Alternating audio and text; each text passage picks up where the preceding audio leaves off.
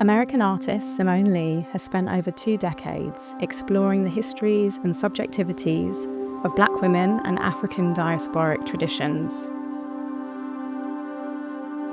Her practice merges the female body with architectural structures, drawing attention to embodied, aesthetic, and geographic histories often erased from the archive.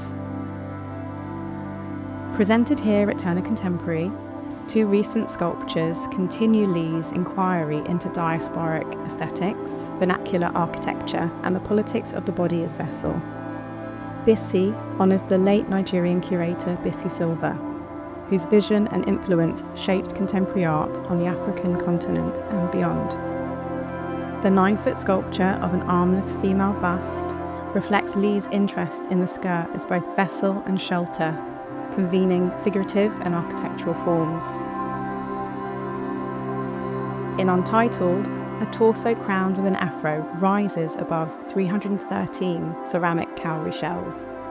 Evoking tides, currency, fertility, and Atlantic histories, the work binds Margate's shoreline to global flows.